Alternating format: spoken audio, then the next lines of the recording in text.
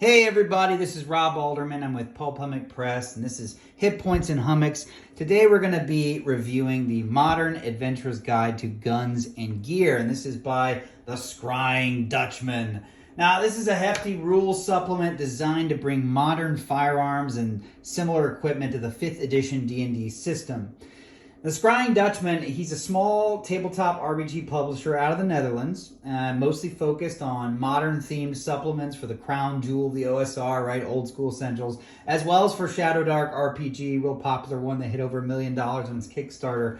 And the author often appears on a YouTube show called The Basic Expert with John Torres, which has a bit of an audience out there on the YouTube channels. You can find Scrying Dutchman's books on drivethrurpg.com. It's under the Scrying Dutchman name. He's actually got 2 best silver sellers and 1 best copper seller. So he's got some fans out there, right? And I'm definitely one of them. All right, so I want to start by looking at the artwork and the layout very quickly of this book. You can see here, this is print on demand through DriveThruRPG. You can kind of get a good look here at the quality of the book. Okay, I think there's an elegant, simple design to it that really does a lot for it. Just a really nice book to hold and read at the table. Really sturdy. Now it's a small budget, right? Labor of love here. It had a Kickstarter that did very well. But not the big bucks like you see at Wizards of the Coast, right? But despite this, the designer did a great job giving the text a very legible, reader-friendly presentation. You've got this black and white interior. You can kind of see it here. Black and white interior design choices for the layout and the text. And it's very neatly arranged on the page. It's really... there's no walls of text that kind of make your eyes bleed. You know what I'm saying? The reader can find the relevant information very quickly. It's a clean design. I really, really enjoyed this. You've got just the right amount of artwork here throughout the piece, supporting artwork that kind of gives you a good idea of what's being described here in the book. You got tables, right, that help the eyes there with the gray and then the white, right, kind of transitioning there. There's a modern feel, like a modern style to the fonts that were used throughout the book, right? And although it sort of dimly echoes the 5e source material and a lot of its design choices in a kind of more of a general sense, at the same time it kind of makes its own distinct choices to kind of set itself apart. I really like flip this back here to the logo here, the front. You can see here, I really like this gritty red logo that you see here, right? And the cover art's really good. It's got that genre mashing, you kind of think of when you think of remember the game Shadowrun back in the day. It was actually my first role-playing game I ever played. Shadowrun, right? Or that Netflix movie Bright that Will Smith was in not that long ago, a couple years ago, right? The Half-Orcs and Elves. It's like a modern police drama, a world where firearms meets fireballs. And look at this. You got this little half-orc chick right here in a hoodie who looks a little too casual and cool to deal with this adventure, And then there's this blonde dwarf here. Love this blonde dwarf here, rocking the faded mohawk pompadour, right? That's all the rage now in the yuppie circles, isn't it? And he's got this patterned banker's vest and his sort of gold watch, his bro, I ain't no poor watch. It's good stuff, right? I do think this particular image may have been better suited as a black and white interior piece, personally. This artist here, I love his style. He's sort of a cyberpunk chill, you know what I mean? Like the kind of image you'd see where a girl's hanging her leg off some skyscraper ledge while she watches the rain fall, over the neon city all meaningfully. That kind of thing. I think this artist kind of has that style going with, for him. And I like that style a lot, but it's a relaxed tone, right? And the cover piece of this book, that's mixing pistols with power word kill, right? I think it needs an action shot. That probably would have been a better choice here. You can think of the old Shadowrun cover with a team of cyber hackers the gunmen in that alleyway, they're all in action mode. They got their weapons drawn, right? And they're about to break into some mega corporation's network, or even the 5e player's handbook, right? It's got this fire giant trying to kill this fighter, right? So like maybe some of the art inside could have been a better suit for the cover, and this would have been better inside, I think. But still, it's a good cover piece. I love the color, and I love the design choices, and it definitely does the job of telling you this is not going to be your typical D&D, your typical D&D supplement. All right, so I'm going to kind of dive here into the chapters. So I want to start first with chapter 1. And we got, I love this. Adam Black, an artist I know, does a great job. Look at this. It's like, I don't know if it's a bugbear or orc, but it's badass. And you got the intro here, text from the author kind of describing his choices. And you got Carlos Castillo, right? Great artist. Look at this piece. Like, I almost wanted to see the shootout that's about to happen right here on the cover. Yeah, you know what I'm saying? Like, that would have been so cool. This is a great piece. So character, chapter 1, right? We got character options here. The author dives right into how to bring firearms into the core classes of 5th edition, right? So it starts out immediately with like fighting styles that now are opened up because of this, like proficiencies that all standard classes could get right away. Even the party wizard, he can get a Glock in this book, right? That's what I'm talking about, right? You always hear about Gandalf rocking his sword and his staff, right? And, wizards don't normally wear their, use swords, but what about Radagast the Brown with his Browning automatic, baby? Firing it at undead on his bunny rabbit bobsled. Yeah, you didn't see that coming, did you, Eye of Mordor? Hell no. Well, that's the kind of stuff that's in this book. It's fantastic. Chapter 2, it opens up this like whole world of new modern themed subclasses like for player characters, and I gotta say, here we go again with this badass dwarf just like on the cover, right? But a totally different kind of view of it. Like, he's got this honky tonk jeans, like he's about to get down with the ladies doing the alligator dance after sucking down 2 shots of whiskey, right? This is the type of character I want to play, right? This is exactly the type of character I want. Okay, so back to the real content. Let's take a look at this barbarian subclass here. It's called the Path of the Enforcer. I want to read this opening text of the subclass really quick. It says, "You are a goon, a thug, a heavy. You're the big, ugly bruiser who stands behind some gangster to help intimidate his victims.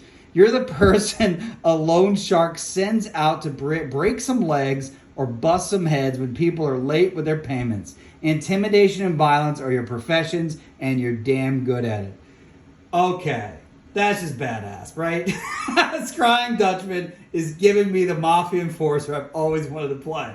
And this guy has resistance to bullets and aluminum bats, you know what I mean? So let's take a look at this first subclass feature. We've got Browbeater. You get to sub out strength for charisma when using the intimidation skill. And your unarmed strike, right, your fist, does 1d4 base damage. And at that very same level, you get this other feature called Scare Tactics, which lets you turn around and use your fancy strength-based intimidation to force a target with this bonus action you can spend on your round to force that target to make a wisdom save. And basically, if it fails, you get to double your rage damage bonus against that target till the combat ends, as long as you're using a weapon that a mafia thug guy would use. Fantastic, right? This is so flavorful. Absolutely love it. Check this out. You got Leg Breaker. It's, it's 6th level, right? It actually lets you beat on your victim's legs while you're using Scare Tactics and Browbeater. You can give up your extra rage damage, okay? Not the baseline rage damage, just the extra amount, right? And you can, and if you hit them with these attacks, if you're like, hey, I want to make a Leg Breaker attack, and you hit them, by giving up that extra damage, you reduce your target speed by half until the end of its next turn. And then if you hit it with your second extra attack, which, 5th level barbarians get this extra attack, so 6th level they get this right after that, you can actually, if you hit them with both hits on the same round, it can reduce their the victim's speed to 0. So, like, you can control it. You basically beat their legs, you cut them in half, and then if you hit them again, boom. Now, to do this, you have to suffer disadvantage on your attack rolls, and that kind of sucks, right? But wait a minute, hold on. You're a barbarian. What do you have already from 2nd level? Reckless attack. So you can reckless attack, which gives you advantage, right? And then you can use scare tactics to turn around and double your rage damage against this guy. But then at any point you can be like, hey, look, referee, DM, I want to leg break this dude. I want to make an example of him in front of his buddies. So you basically, if you're reckless attacking, your advantage cancels out with the disadvantage. You're just making a regular attack roll, and then you just give up the extra rage damage. You're still raging, and then you turn around. What do? You hit this guy. You can cut his speed down. You hit him twice. He ain't moving nowhere. I mean, that's awesome. It's a lot. It's like a casino style Joe Pesci beatdown. A couple of baseball bats, couple of aluminum baseball bats. Let's go, boys! Right? I want to play this character, right? And I definitely don't want to be good or lawful alignment. This kind of fun, creative, thoughtful design goes into the other classes throughout this entire chapter. Really, like, the Bard, right? Like, check this out. He's got, screw all those pansy colleges they offer you in the 5e PHP, right? We've got the College of Trick Shooting, right? You can ricochet bullets and perform kill shots on the wild owlbears running throughout the urban environment, right? The druids in this supplement, the druids in this stuff. Let me find the druid here. The druids, you got an exorcist, the cleric, like with silvered bullets and stuff, or a medic. It's fantastic, right? You got the druids, like the circle of pollution. They can create bullets out of trash. They can create trash familiars. It's like they've accepted climate change. They're going to use it against their enemies. Right? The druids can even create an aura called global warming, which generates this zone of exhaustion-inducing heat. The monk in this supplement, let me find the monk here. It has the paladin, yeah. We got the monk. Where's the monk at? Oh, here we go. Monk, the way of the gun. Look at this. Look at that. Like, yeah, they're all dead. The way of the gun. All right, so they're masters of gun fu. It's like John Wick chapter 14. This stuff is awesome. And I could kind of go on and on about this for all these subclasses, right? In the interest of kind of going fast, I'm going to move on here to chapter 3. All right, chapter 3 gives us new backgrounds, like, it gives us like celebrity, it gives you like security contractor, first responder, driver. You even get like new languages like Morse code. You got chapter 4 coming up here. You got like features like prepper and stuff. You got like chapter 4 gives you some additional skills for a modern setting. There's 5. There's basically street smarts with wisdom, engineering, science, computers.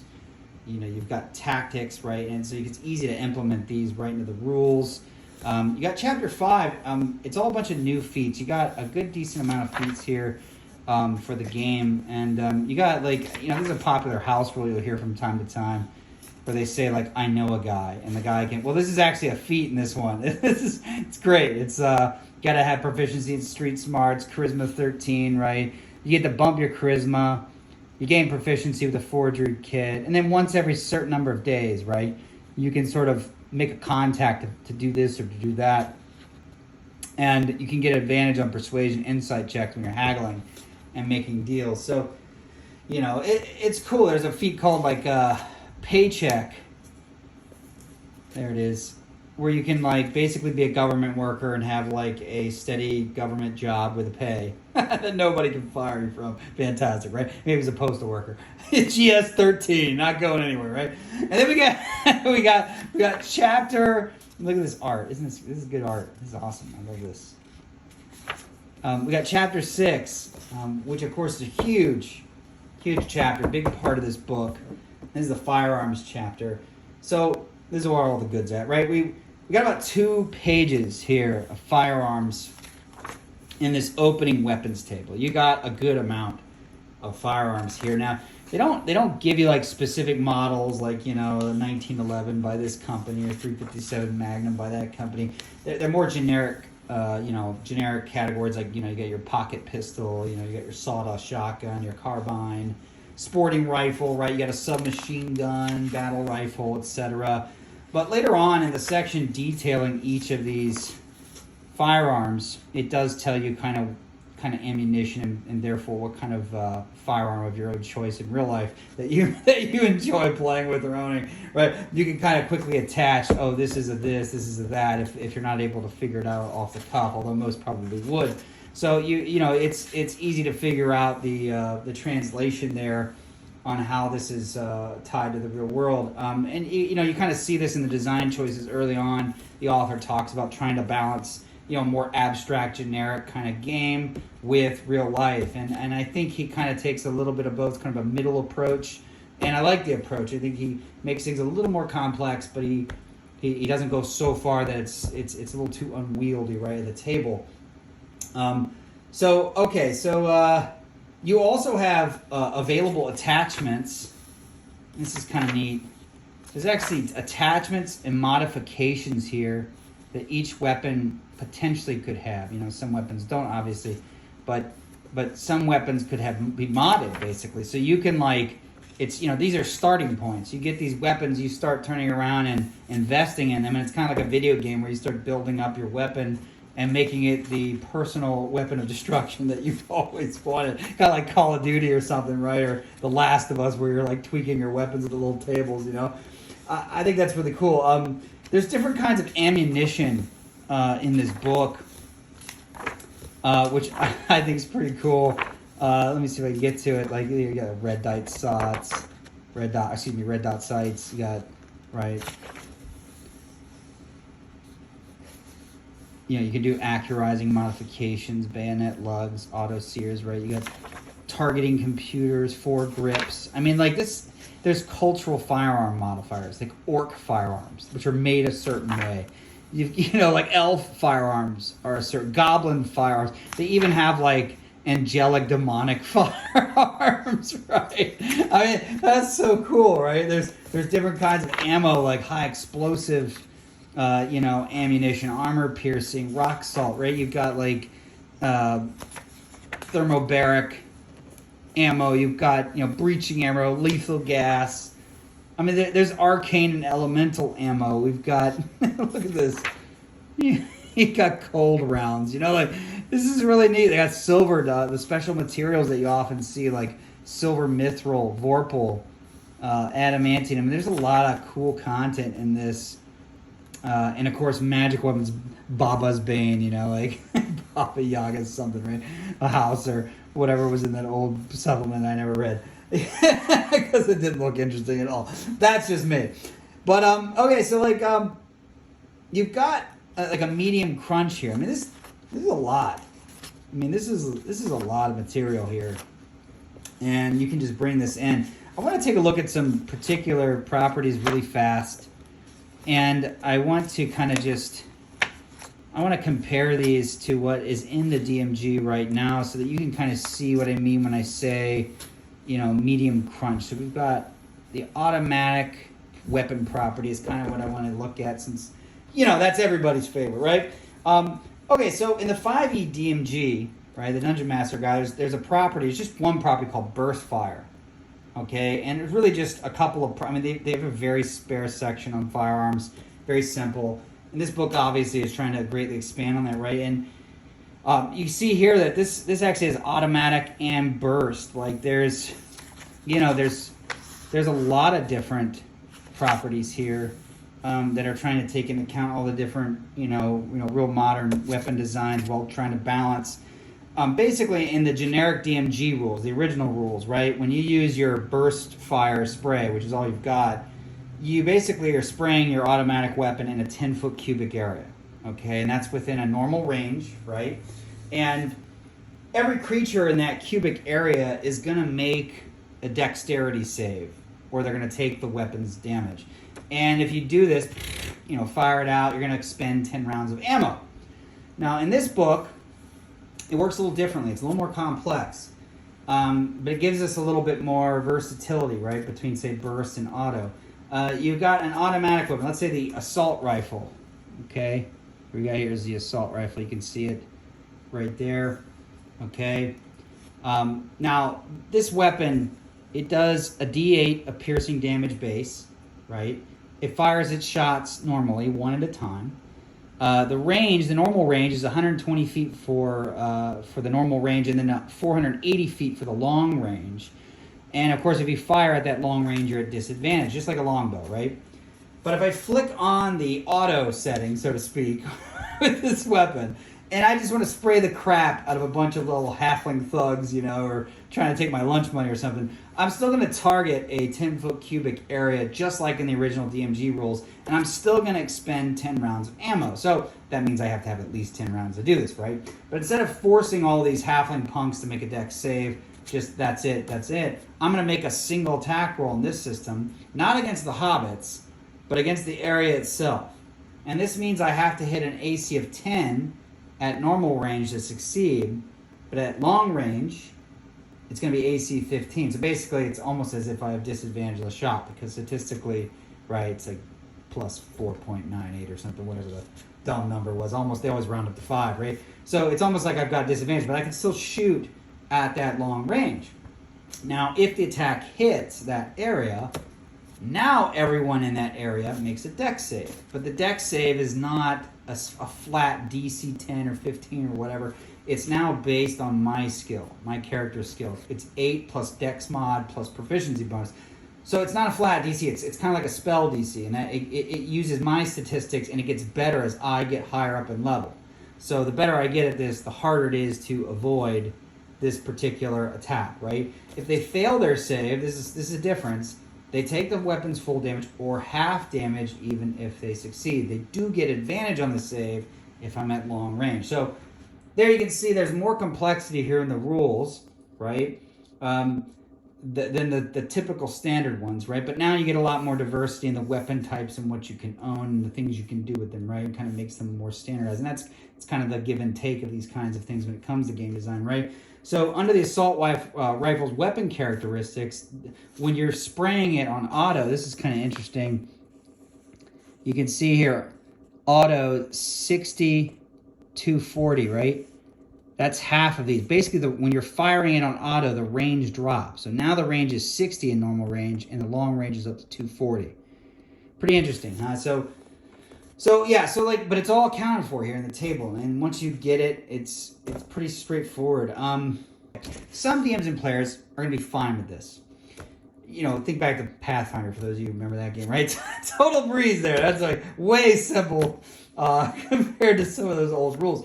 But, you know, especially the first edition, right? Others, though, may not care for this extra level of detail. And the author himself, the Scrying Dutchman, he actually writes at the very beginning of the book in the introduction here that he worked hard to design these rules with the same attempted focus on abstractness rather than pure realism of the 5e system. But he also admits that, you know, as the supplement was taking shape, it soon became clear that the rules provided within perhaps increase the crunchiness of combat to a certain degree.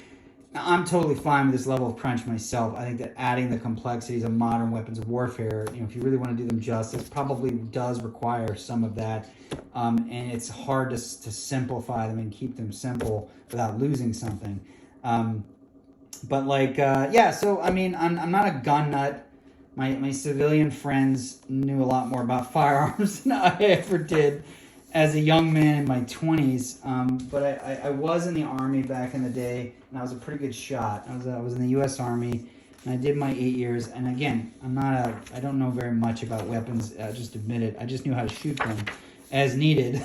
but I still think that this kind of, from what I've read so far, I've not played this, but so far from what I've read, it does seem to jive with what I remember experiencing, on the gun range, right? And you know, when I did take my weapons out and shoot burst versus full auto, there were differences, and it seems like this author has those same experiences. Like he knows what he's talking about here, but he's making some sensible cuts as needed. You kind of see the same setup with explosives in the book. Tossing a grenade at someone, you got to make an attack roll first. Just make sure it lands where you want it to, right? And if it doesn't, it can land somewhere else and cause problems. And then, of course, after that's the saving throw. I think the original 5e DMG rules were trying to make it where it was one roll. You just assume that the spray hits the area and you all just make a dex save. So for the sake of speed, they kind of cut that out. But when you add that element in, although it does slow the game down a touch on those turns, it does give that added element of the grenade bouncing somewhere else, right? Or the shots going somewhere else. I like that. I like that kind of unpredictability and the fun. It's like it makes that action a little risky, and that's like a good time at the table. You know, everyone starts cracking up when the grenade rolls the wrong way, or when the bad guy throws it and it bounces back at him. Everyone goes, yeah! You know, it happens. You know, it does happen. So I kind of like that. You know, I don't think it's too crazy to add that extra layer. And that's basically what it seems like this was done, and this rule says they just add that one extra step beyond the typical rule system here. So there's also like in the rules here, there's a question of rarity, which you can see right here, and that kind of harkens back to 3.5 modern, but really even further back. If you think back to D6 Star Wars games back in the 80s, and they even had that system of like, hey, some items are just not, the Empire doesn't allow you to own this weapon, and so there's a cost here in American dollars because of the modern setting, which is nice, but then they also give the rarity. So even if you got the cash to buy a flamethrower, it doesn't mean you can actually go buy one. You know, you might have to know a guy to go find it. You know what I'm saying? I think that's pretty cool. The whole firearm section by itself, before we get into the next chapter, Demolitions, is literally 52 pages long. So it's just a literal crap ton of awesome content. And I'm just really impressed overall with the amount of work that went into this book. There are some formatting issues that I think hopefully the author will check in the next section. You know, the next time he does this book. Let's see if I can find it here just to show you what I mean. There were like 2 pages where the formatting was a little off. Yeah, I think it was, yeah, right here. This is where it is. You can see it kind of jumps down here. There were some strange spacing issues in a couple spots. It's not unreadable or anything like that by any means, but it just a little thing. You could tell this is the first publication, right? Like it needs a revision down the road at some point just to clean up some of these little things. So I mean, but that's a small thing, I think, especially with a limited budget and the scope of this book. Look what you get. Despite that, I think that's fantastic. I'm gonna go back to chapter 7, the demolitions here. So like, this is not just, you know, ba-boom, ba-boom, ba-boom, explosions and grenades, which is fun. They have a suitcase nuke. like this is fantastic. A suitcase nuke. You don't have to have tannerite. Suitcase nuke. Look at this. You can get a suitcase nuke in this game, right? That's awesome. Just what every trigger-happy murder hobo party of heroes absolutely needs in their game, right? A freaking suitcase nuke. You know, who needs wish spells when you can get a suitcase nuke, right? I mean, just think of the possibilities, and then like erase most of them because they're sensible, and that's what your party's gonna do with this weapon. But that would be so much fun, right? So much fun. This chapter even has artillery strikes, which really, it reminds me of Call of Duty, which of course I have played much of. So I very much appreciate this section in particular. I can't tell you how many hours I've spent watching my teenage 17-year-old daughter kill me over and over again while we played Call of Duty. And airstrikes was one of her ways of doing this. Fantastic stuff, right? This is a really neat book. Look at some of the art here. Like it's being recorded, this grainy, you know, go goblin mode on savings. Come down to Crazy Bogroot's military surplus. This is great. I love the implied setting of this book. It's a lot of fun. It kind of tongue-in-cheek, but serious enough, right? And it kind of gives you the, hey, this is what's going on. You've got like, you got here this armor section. Right, you got your bomb suits, you got your ballistic shields, plate carrier MK2s, right, sneak suits. We've got the, look at this Carlos Castillo here. This guy's collecting a bounty. Carlos Castillo's a great artist. He's really big in the OSR movement, and he's done a ton of fantasy, and he's sort of known for his unique style, but I've never seen him do a modern book. So this is like really exciting to see him do this. Look at this guy. This is fantastic. He's got his rifle there, like he's collecting a government bounty and taking a picture. This is fantastic. Carlos probably had fun with that. You got tons of stuff in here. You got, tools, vehicles, new proficiencies with the military and air grade vehicles. You got utilities, right? You've got, you got buzz hooks, cutting torches, glass cutters. I mean, check this stuff out. Hearing protection, zip ties. We all need some zip ties, right? Water filter.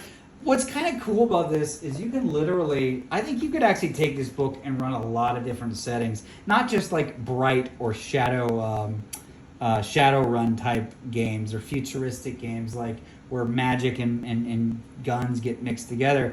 But like you could even do like a post-apocalyptic setting in some cases, a survival game. There's a lot. I would even do a Doom Eternal game with some of these rules. You could make that happen, and most of the stuff would be done for you, and it would be easy to fix the rest, like the BFG or something. It'd be so simple. They got pharmaceuticals here. Truth serum, stems, poison, right? Med kits, military med kits, right? Jet injectors, antidotes. We got electronics, aerial drones, there's ground drones. We got metal detectors, motion sensors. I mean, this is a lot. Look at this. There's just so much stuff. Satellite phones, Sentry gun mounts, right? And then we get to chapter 10 here. We got these optional game rules, like how to use a firearm to pistol whip somebody. You got always necessary in a game like this, right? We got bleeding conditions, right, with multiple stages. You got exploding damage dice, hit dice damage, and increased damage dice for your firearm. So these are all about lethality. How dangerous do you want this game? For example, I like this hit die damage one. So in this optional rule, if I do a certain amount of damage, like say with a shotgun, let's say I go and I shoot, these two goblins are standing there and I shoot one, they're real close to each other, and I hit it for 15 damage. So on this, if my damage roll is 10 to 16, so 15 is where I fall, if that goblin is 3 hit die or less, it's just dead. I don't have to sit there and waste time and like nickel it down. And let's say it had 16 hit points, let's just say, and it would have had one left. Well, the DM can just be like, nah, he's dead. 2 hit die, dead. One. I don't even have to check. It speeds things up, and in fact, the author even rules like you can apply the damage to the next creature if there's a remainder, possibly kill them. So maybe both goblins just even if I didn't hit them both. I like that. So he's got some ways to speed up and make the game more dangerous if you want that, which is nice because if he adds that extra step earlier, it might slow things down a touch. So there's this sort of, he's aware of it and he's trying to work to give you the game you want with these optional rules. And I think that's really cool. I think it's, he comments throughout the book, some might feel that firearm damage is a bit low at first glance. Our reasoning for these numbers is that they vastly improve as the characters progress. So he explains a lot of his reasoning for the design choices that he makes throughout the book. And I think that's really cool because then it helps you as a DM decide, how do I want to implement it? Do I want to keep it the same? Do I want to change things up? You got really quickly, I'm going to wrap this up here, but chapter 11 spells. You got a ton of new spells from cantrips all the way to 9th level. They're all modern themed. One of them is like a conjure weapon attachment, basically. You're like, yeah, I need a laser sight right now, and you cast a spell. You have this magical thing attached to your weapon temporarily till the thing. You speak with technology. It's cool stuff. I like it a lot. A lot of cool stuff here, and really well thought out, I think. Look at this arcane nuke, fantastic. Got to have more nuclear warheads, right? He's got a chapter here of 34 ready-to-use monster NPC stat blocks that just basically cover all your bases in a modern setting. And that's really, really nice. He's got your mooks, your goons. He's got riot officers, bodyguards. He's got big game hunters, stealth operatives, right? He's got machine gun trucks, light battle tanks, even a light assault helicopter at the end. And then, so he kind of covers your bases. There might be a thing here or there, but most of these stat blocks could easily just, given a little bit of this, a little bit of that, like just add on a couple of abilities, you got what you were shooting for, and it's easy to take them and just adjust them up and down with the typical monster creation rules. It's easy to just use them as a base and go from there. And finally, the book ends with this 9-page adventure scenario, which is really, really great. Just kind of just helps you enter into the modern setting and the possibilities of what this would look like on paper. You've got after the 9 pages of adventure, you've got 3 maps at the end, really nicely done actually, that show that kind of support the adventure here. You can see, and there's even a blank version. Very, very nice. He really thought this out as he was doing all this, and I have to commend it. Look at this. Just look really quickly at this character sheet. I absolutely just love it. Look at the icons. It's so nice, like the cracked glass. This is really well done here, don't you think? I mean, this is a really nice product. And this book, I want to play it. That's what I want to do right now. He put a lot of thought and effort into creating this book. And despite the low budget, right, compared to your big offerings, he maximized what he could do with it and made the most of them despite the limitations.